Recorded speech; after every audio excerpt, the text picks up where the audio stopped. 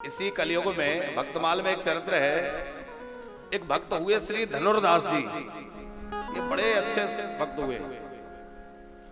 तो धनुर्दास जी जो थे ये पहले एक अच्छे सेठ थे, धनवान व्यक्ति थे, और इनकी भगवान की भक्ति में, भगवान की पूजा में कोई रुचि नहीं थी।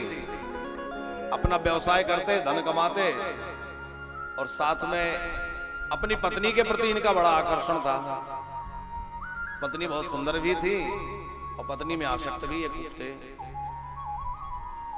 एक बार भगवान की रथ यात्रा निकल रही थी और रथ यात्रा के समय सब लोग भगवान की झांकी का दर्शन कर रहे, और ये धनुर्दास जो थे ये अपनी पत्नी के ऊपर छाता लगाए, थोड़ा धूप थी, धूप न लग जाए कहीं, और पत्नी की ओर देखते हुए चल रहे थे। इन्होंने एक बार भी भगवान की रथ यात्रा की ओर नहीं देखा।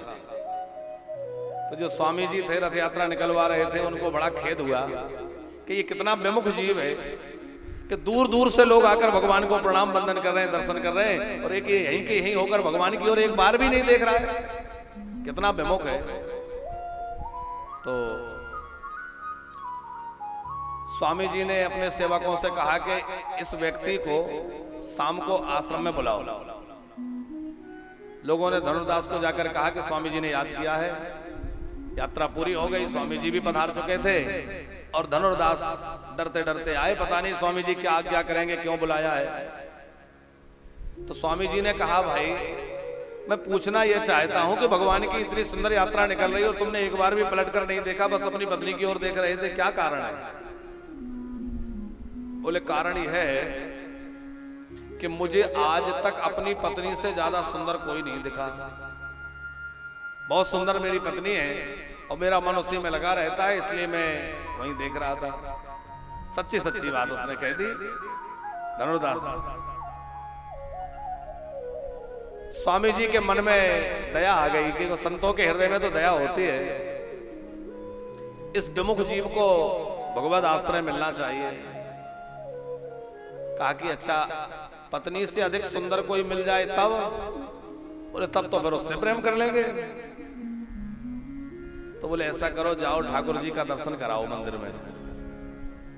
अब मंदिर में ठाकुर जी का दर्शन करने धनुर्दास गए तो भगवान से प्रार्थना की स्वामी जी ने, हे प्रभु आप अपने विग्रह में आप राजे हैं, वो तो है ही है, पर आज अपना सौंदर्य इस विमुख जीव को दिखला दीजिए कि आप कितने सुंदर हैं, और आपका सौंदर्य देख करके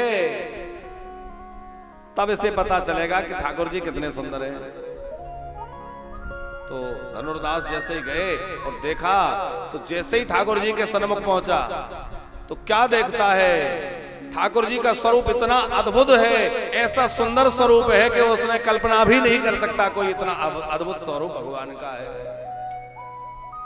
करोड़ों सूर्यों के समान प्रभा चमक रही है, अरुणारे ठाकुर जी के नेत्र हैं, साक्षात ही दर्शन हो गया।